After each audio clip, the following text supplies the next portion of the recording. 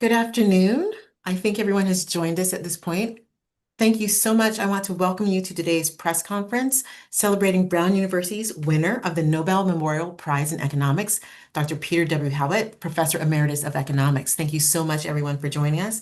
We are joined today by President Christina H. Paxson, Brown University's 19th president and Professor of Economics and Public Policy. She will speak soon after I do, and then we'll turn things over to our provost, Provost Francis J. Doyle III, Professor of Engineering and the 14th Provost of Brown. Then we'll hear from Corrine Rosen, Chair of Brown's Department of Economics. And then, of course, we will hear from our Nobel Prize winner, Dr. Howitt, Professor of Economics Emeritus. I'm just going to share just a few words about how this will proceed today. After the remarks, I will ask reporters who are dialed into this video conference to use the hand raise function. Please use your hand raise function. You should see that at the bottom of your screen or in your toolbar. And then I will see that hand raise. I will call on you by name. And at that point, we will unmute your microphone so that you can ask your question. We will leave your mic open in case you have a follow-up question of Dr. Howitt. And then, of course, we will close that mic and then we will go on to the next person who has a question. So with that, we will go ahead and proceed. I will turn things over to President Paxson. Good afternoon, everybody. As Cass said, my name is Christina Paxson. I'm president of Brown University. And I want to add my thanks to all of you for joining this virtual press conference in honor of Professor Peter Howitt, who's been awarded the Nobel Prize in Economics, jointly with economists Philippe Aghion and Joel Mokyr. And we are so proud that Professor Howitt's work has earned this incredible honor. If not for the holiday today, and travel that goes along with this, we would have been in a crowded auditorium filled with jubilant members of the Brown University community, all there to congratulate Peter for his extraordinary accomplishments. And I hope that the enthusiasm and the pride we're all feeling today is evident even via Zoom. This moment underscores the importance of research and the role it plays in shaping a rapidly changing society. Research is at the heart of so many innovations transforming our world, and it's wonderful to see Professor Howitt and the other prize winners recognized for their remarkable contributions. Now, personally, I'm especially excited by this prize because as an economist myself, I've actually studied the research on which it's based. Starting in the mid-1980s and extending well beyond, the economics profession experienced a renaissance in research on economic growth. And important advances during this period represented major shifts from the foundational theories of the late 50s and early 1960s. In 1992, Peter Howitt and his co-author, Philippe Aghion, published a groundbreaking paper in Econometrica called A Model of Growth Through Creative Destruction. This is a gem of a paper. It presents a theory of economic growth that explores how through technological advances and market forces, new modes of production come into being and old modes of production become obsolete. And it shows how technological change creates winners and losers, plus it has implications that are more important than ever today. For example, for antitrust policy and for the important role of investments in research in driving increases in standards of living over time. In this paper and others that follow, these are the basis for the Nobel Prize. But I want to note that over the course of Peter's long and productive career, he's made important contributions to other areas, most notably in monetary policy, inflation, and employment. We are fortunate that such an influential economist has spent a large portion of his career at Brown University, and I look forward to a celebration and a toast when we can be together in person. Thank you. Thank you so much, President Paxson. Now we'll turn remarks from Provost Doyle.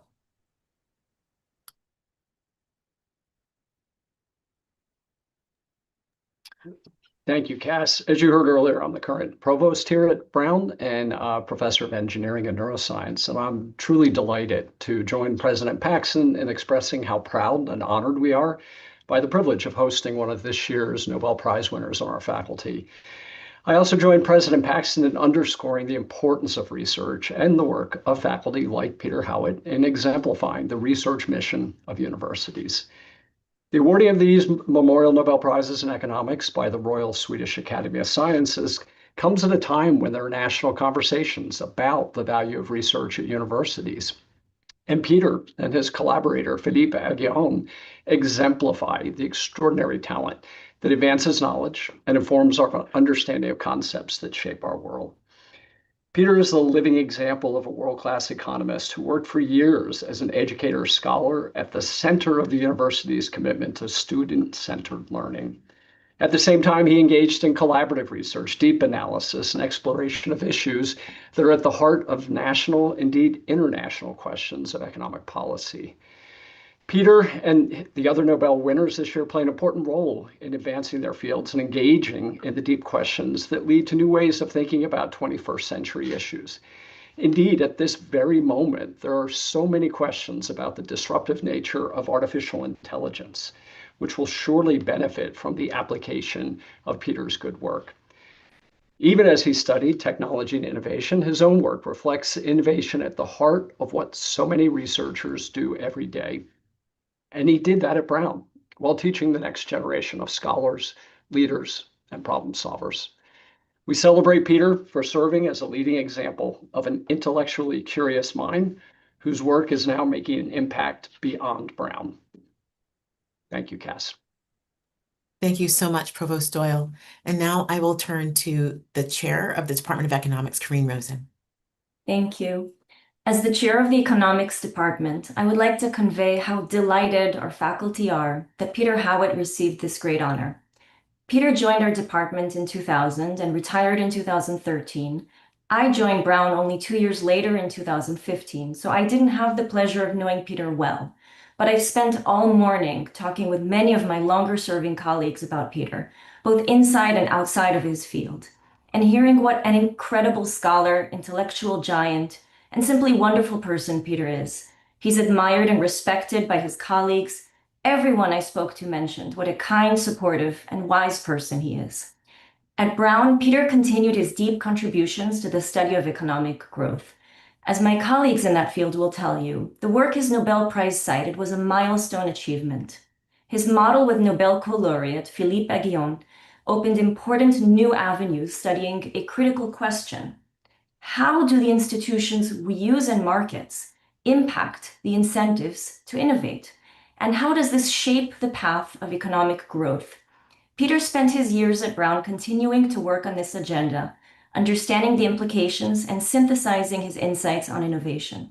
He was absolutely prolific at Brown, publishing over 40 articles here, as well as a wonderful 2009 book called The Economics of Growth. Peter was also deeply committed to graduate education at Brown. Even after his retirement, he continued to teach in the macroeconomic sequence. We are honored to have had Peter as part of our department and proud of his long-lasting contributions to our department, to economic growth, and to macroeconomics more broadly. Peter, congratulations.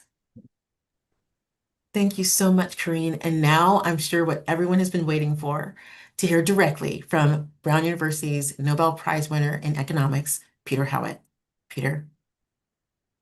Well, thank you, everyone, for all your kind words and congratulations. It's hard to express how I feel right now. I'm just thrilled and still somewhat in shock. Of course, I'm happy for achieving this recognition. I'm happy for our profession that we normally seek our praise and our congratulations and so on from our colleagues, our professional colleagues, and to have the world at large award us something like this is really amazing. I'm very grateful to Brown for having provided a wonderful atmosphere, wonderful setting for me to continue the research that I enjoyed doing so much with Philippe Aghion.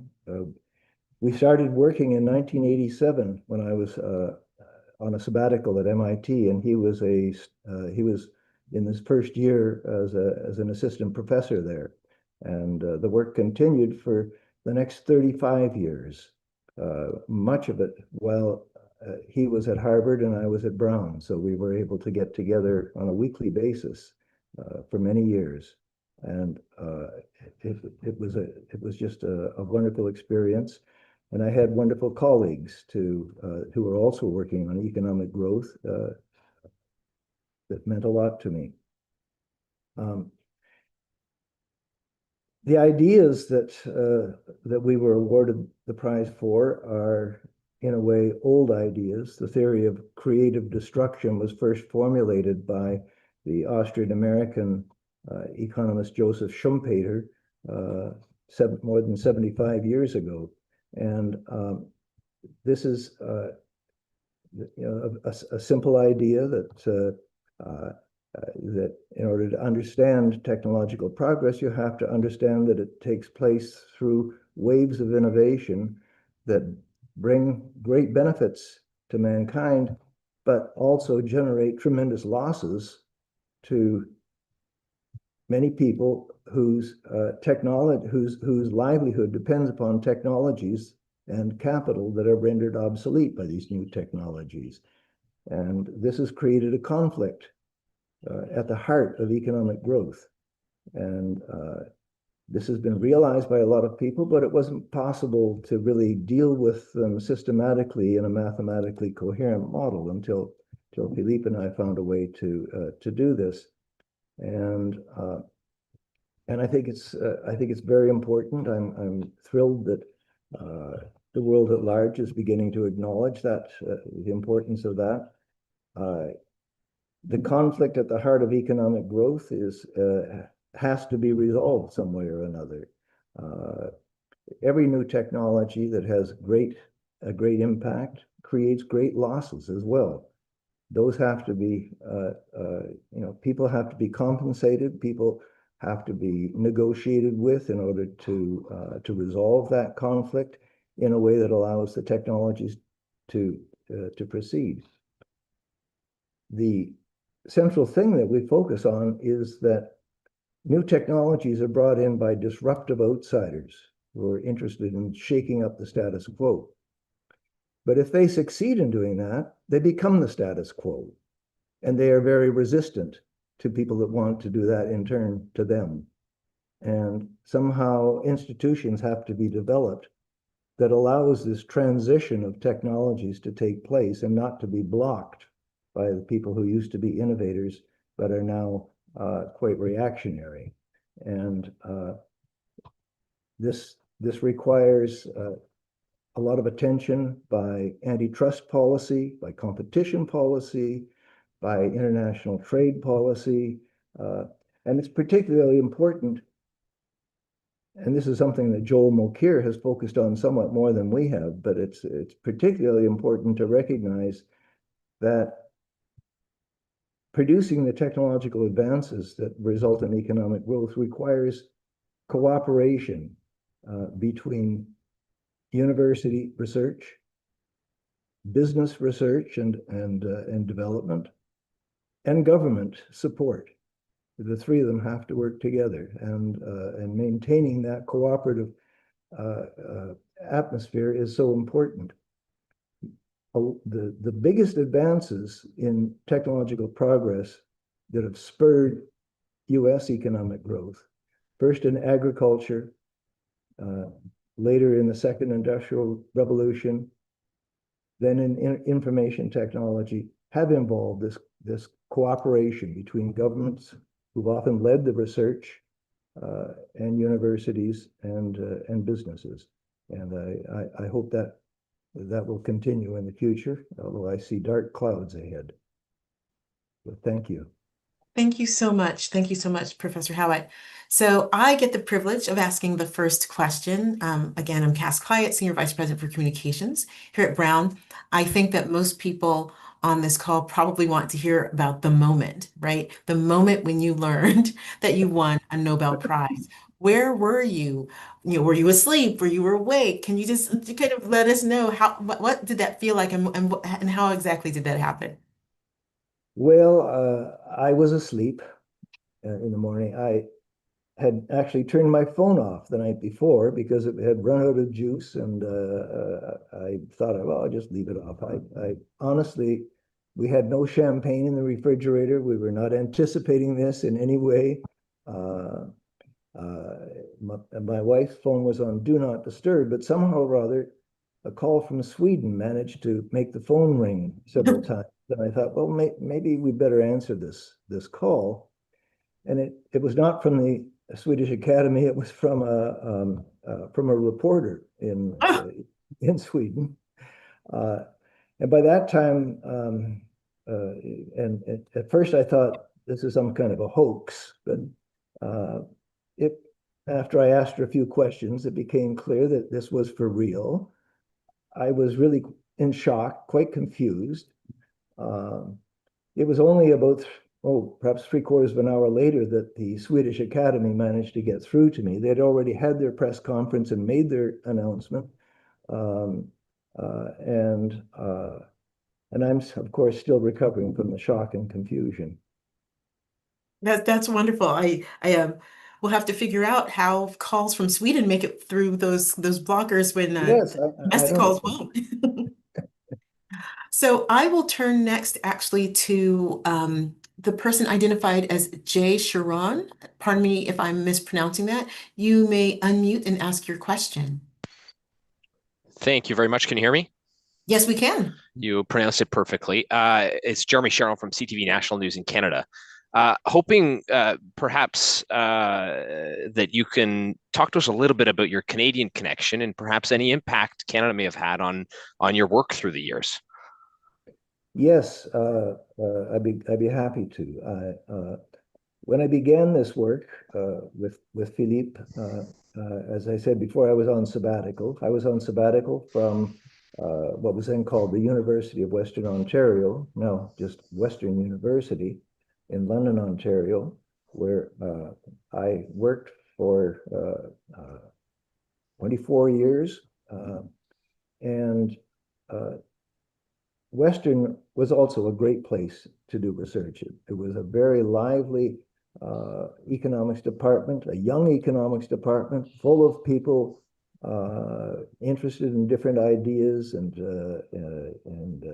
reading each other's papers and commenting on them and organizing conferences and meetings.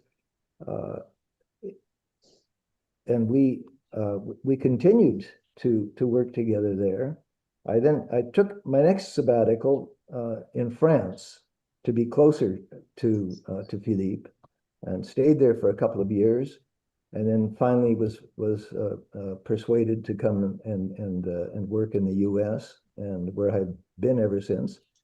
4 years later, I came to Brown, but working in Canada was where I really cut my teeth as an economist. The atmosphere at Western University was the one that really taught me how to be a productive scholar, and I'm forever grateful for that. Thank you so much. And if I may, as a follow-up, I think you talked about dark clouds ahead. I think you talked about international trade policy. I think there are some pretty evident real-world examples of that right now. In a world where the global economy and global trade is changing, where Donald Trump is, increasing U.S. protectionism through tariffs. Is there perhaps a lesson to learn for countries like Canada when it comes to your theory, embracing some of the principles of your theory to try and evolve in that kind of changing landscape? Yes, I think that the biggest problems right now for Canada are political in nature, and how to deal with the very different environment. I think it is important to do what you can to maintain openness of economic trade.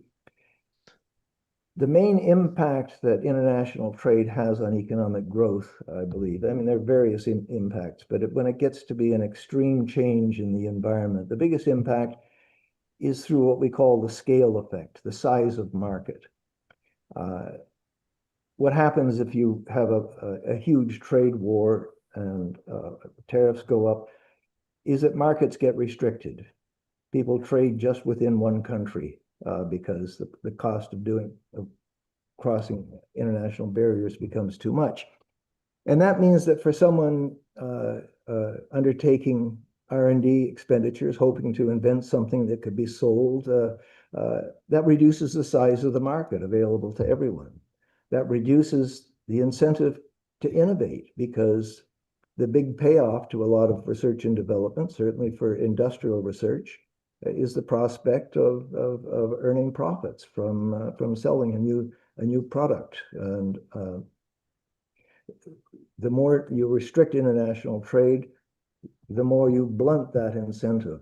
And I think that has a major effect on things. So I think it's very important for countries to do what they can, not to join into a trade war, but to try to find ways of perhaps diverting if one partner becomes restrictive, go out of your way to find other trading partners, to keep that market open for potential innovators. That's, I think, the biggest lesson that our research has for a country like Canada.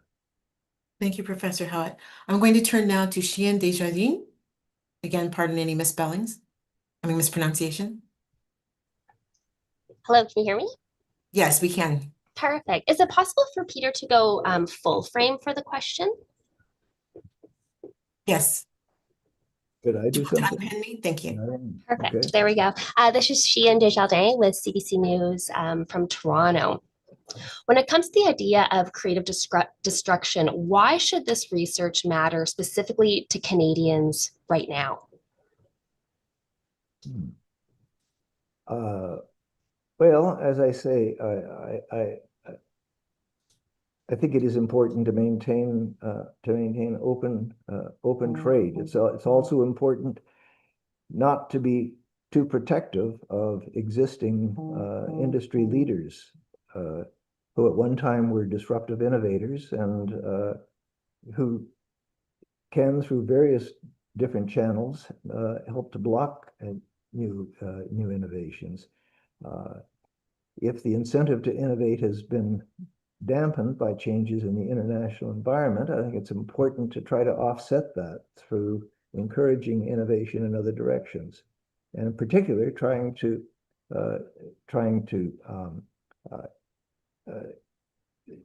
support competition and to support academic research.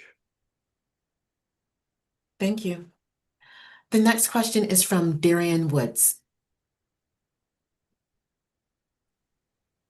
Congratulations, Peter Howitt, for your win. Thank you. I'm Darian Woods from the Indicator podcast from Planet Money from NPR. I want to ask you about the role for unions in a world of creative destruction. Well, unions have an important role to play in all of this because, of course, workers are at risk of being displaced by new technologies. They need to be taken care of. They need ways to counter the power that the business has over them, and we need to find ways of channeling innovations so that they don't just replace workers, but make workers more productive. And people are often think that creative destruction is inevitable, that new technologies will certainly destroy jobs. And this is particularly obvious with something like AI that seems to be able to do the work of almost anybody. But the fact is that throughout history, there have been all sorts of great general purpose technologies that have come about, which people have predicted are going to generate mass unemployment. And that's the end of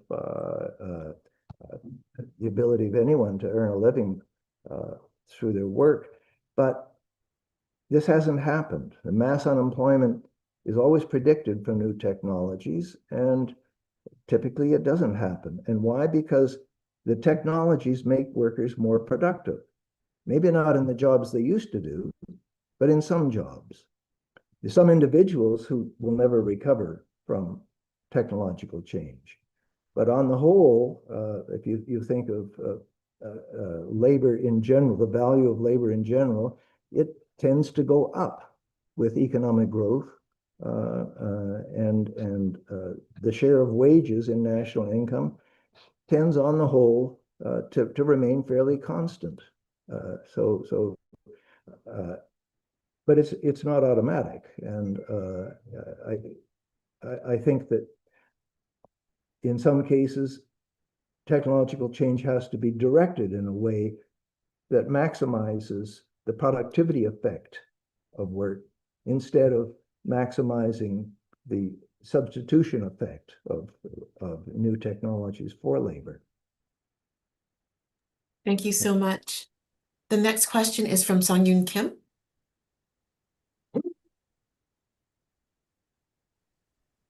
Hi, how are you? Fine, thank Sang-Yoon Kim, a correspondent with E-Daily, a leading economic newspaper based in Seoul, South Korea. South Korea has achieved remarkable economic growth through a strong manufacturing sector and large corporations. But many now worry that this very structure is limiting new innovation and competition. From your theory of creative destruction, what do you think countries like Korea can do to stay dynamic and keep new innovation alive for the future? And I heard that Professor Jung Kyung-ha, now serving as a chief economic advisor to the South Korean president, was one of your students. Could you give him advice that what kind of policy environment do you think is most important to prevent established industries from blocking new innovators? Well, I think that being able to block existing companies from opposing, prevent them from blocking new innovations is it's a difficult political question that I don't have any particular expertise for. I think that having firm antitrust policies is extremely important. I think the United States has been at risk, I think, of allowing too much unregulated monopoly power in various sectors in recent years, and that's had a somewhat stifling effect on innovation and economic growth, despite the tremendous advances that we have seen. And so a strong antitrust policy, I think, is very important. This is something that our empirical research has supported. It was thought when Schumpeter first wrote about creative destruction, to him it was an argument in favor of allowing strong monopoly power on the grounds that it's the prospect of becoming a monopolist and earning all of this profit from your monopoly position that provides the incentive for creating innovations. And what we showed through our model is that there's another effect that counteracts this. It's what we call the escape competition effect, that the more competitive a market is, the bigger the incentive the existing market leaders have for continuing to innovate, to remain ahead of the competition. If you have industries in which the leaders can find it easier to suppress competition than to escape competition, that's what they'll do. And so a firm monopoly power is required to maintain that incentive to innovate, and that I think should be the focus of any country wanting to continue to innovate even after they become as successful as South Korea has. Thank you so much. I'm going to turn now to Justin Lahart. Hi, it's Justin Lahart at the Wall Street Journal. Can you hear me? Yes, Yeah. Justin, go ahead. Okay, good. Yeah, so first, congratulations. Two questions, and the first one is really, was there a moment for you and Philippe where you realized, oh my gosh, we figured it out. We have we know how to sort of in a formalized way, say these things that Schumpeter said years and years and years ago. Philippe and I complement each other. We have very different personalities. He is extremely dynamic and energetic and enthusiastic. I sometimes tell people that every vehicle needs an accelerator and brakes, and he's the accelerator. I've been the brakes in our collaboration. Right from our first research, even 5 years before our first paper was published, we had actually produced our first draft of it. It took us 5 years to get it published. It just did not meet with a good reception and it was actually the first journal that we submitted it to, Econometrica, which is one of the top economics journals, but they took about 4 years to make up their mind that they wanted to publish it. But right from the beginning, from our very first research, I remember back in 1987, Philippe saying, "We're going to get a Nobel Prize for this." I said, sure. And he has continued to be very enthusiastic about this. He's saying, our time will come, our time will come. Okay, all right. And now it's come, so amazing. That's amazing. Right. And then just my follow-up question, I mean, I guess, this really is sort of, with AI happening. I mean, just in this, in this sort of AI moment, I mean, how do you see sort of the interplay between incumbents and new entrants working out? I mean, obviously, it seems like we have a lot of incumbents that are really sort of plowing money into this space. How do you think that works out? Or how would you sort of frame what's happening now? Well, obviously, we are in a big shakeout period right now where no one knows who's going to be the leader in this in this business of artificial intelligence. And we don't know what the creative destruction effects are going to be. It's obviously a fantastic personality, technology that has the possibility, has amazing possibilities. And it also obviously has an amazing potential for destroying other jobs, for replacing highly skilled labor. And all I can say is that this is a conflict that's going to have to be regulated. Private incentives in an unregulated market are not really going to resolve this conflict in a way that's best for society. And we don't know what's going to come from it. We have massive investments taking place. We're in the middle of an investment boom that is, of similar nature to the telecom boom of the 1990s. Many other technology booms that have ended in collapse, but nevertheless brought with it major new technologies. And it's very hard to know exactly what to say about how this should be regulated, but it's going to produce a tremendous amount of conflict. A lot of people are going to be losing their jobs. In order for us to fully realize that potential, we can't generate so many losers that they end up blocking the technology, voting out of power anybody that allows this to happen. And it's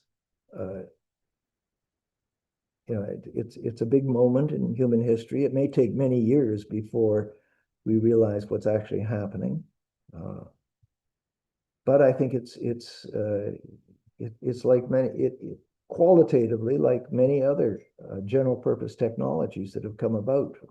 Electricity, steam power, the original IT revolution back in the 20th century. And all of these, I think, showed that there is a potential for us to enhance labor with these technologies and not just to replace it. How we're going to do it this time, I wish I had specific answers, but I don't. Thank you. We're going to take just a few more questions. Next we'll take from Leah Crawley, then we'll move to Sun Young Park, Hyung, and then Brian Clark. So next, Leah.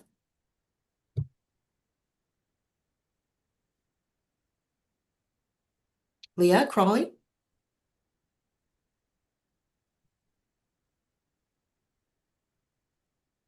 Okay, if we cannot hear from Leah, we will turn to Sun Young Park.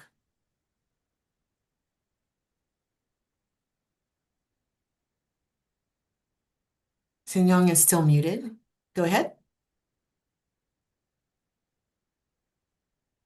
Are we having technical difficulties? Can we unmute Sun Young Park, please? Can you hear me? Yes, Sun Young, go ahead. Sorry for the technical difficulty. Okay. Congratulations on your Nobel Prize, first of all. I'm Sinyoung Park from Korea Economic Daily, and I have two questions. First one is Korea is facing one of the fastest aging populations in the world, and how do demographic shift interact with the forces of creative destruction? And do aging societies inherently face limits to innovation and entrepreneurship? And second one is, how should export-oriented countries like Korea respond to the current US tariff policy? I'd appreciate it if you could share your thoughts, even in general terms. Well, in general terms, I mean, that's all I can do, really. I would say is first, as for the demographic process that you're undergoing, it's true that innovations tend to come more easily to the younger parts of the population, and having an aging population is, in general, not favorable to the innovation process. But a lot of ideas that are implemented in the country don't necessarily come from within that country, and you have to be open to ideas coming from elsewhere. And I think that the academic profession, for example, provides a lot of channels through which ideas can flow across borders, and you have to be open to those so that the flow of new ideas and innovations isn't restricted by the demographics of your own country.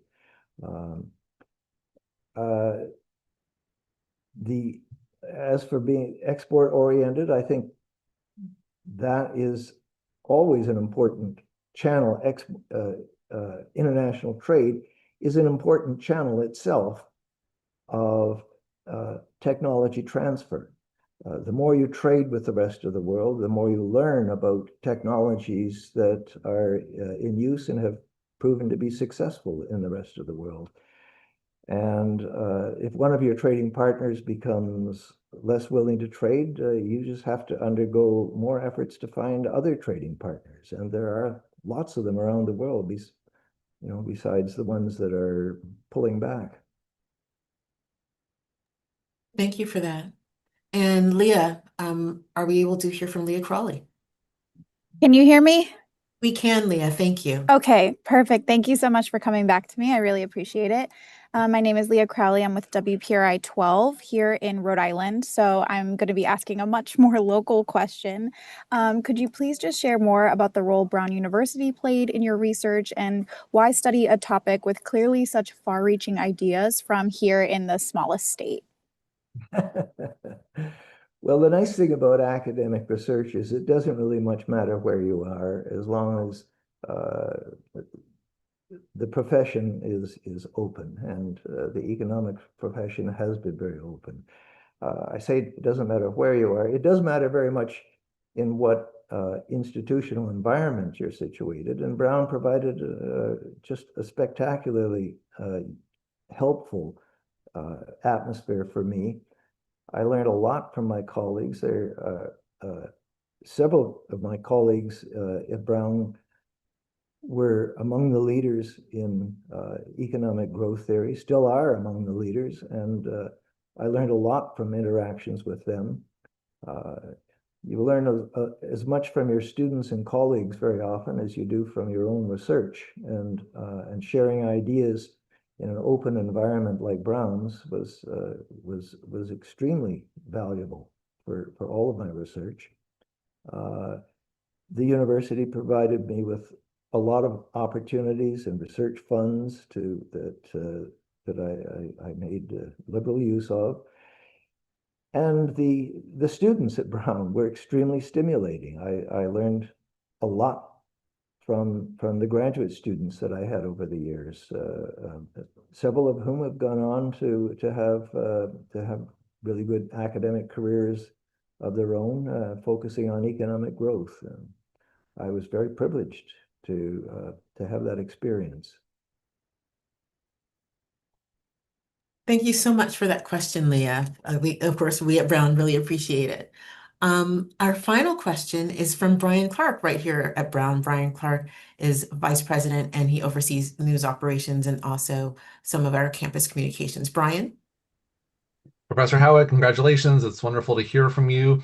I wanted to ask if we could ask you to think back to when you originally decided to pursue economics. Presumably it was not with the goal from the start of winning the Nobel Prize. So maybe tell us a little bit about your motivations for getting into the field, and now thinking back, kind of, how your career is matched up against those expectations. Wow. Well, I decided to become an economist at a fairly early age. I was actually in high school, and I was working part-time and on weekends for a man in Guelph, Ontario, who was importing wool from around the world and selling it to textile mills in Ontario and Quebec. And a very nice man who he probably didn't need my services that well, but that much, but took me under his wing and was a real mentor to me. And I would see his little teletype machine at work, bringing in these prices of wool, different types of wool from around the world. And I would ask him, what's going on with these prices? Why do they keep going up and down and so on? He started to explain something about supply and demand to me, and that sounded really interesting. And he's the one who told me that if you really want to understand this, you have to go study economics. And I was fascinated by watching this very small but highly successful business at work. Typically, when I went to work, I was one of 3 or 4 people in the office, and that was it. And so I went off to McGill University to do. You couldn't just study economics there. You had to take it in combination with something else. So I took a degree in an honors degree in economics and political science. Went on to do a master's in it. I got even more enamored of economics in my undergraduate years, but turned my interest more towards macroeconomics, and most of my research over the years has been in macroeconomics. But I never turned back from that original question that I made of my boss back when I was about 18 years old. And why are these prices going up and down? And I just been curious ever since, and I've been very privileged to have spent my life doing what I really love to do. Thank you so much, Professor Howitt. So that was our final question. We want to congratulate you again. We want to thank you. We know your colleagues thank you for your contributions to economics. Your students, your Brown students, generations of Brown students, thank you for what you have taught them over the years. You are truly a great mind, and we thank you so much. And we continue to celebrate you. And we hope you do find that champagne, even though you had none in your freezer or your refrigerator. Came back from the store, so she's got some. So we'll raise a glass to you from a distance. So thank you so much, everyone, for joining us. Congratulations again, and enjoy the rest of this wonderful day. Yes, thank you, and thank you to all of you. Appreciate that. Take care, everyone.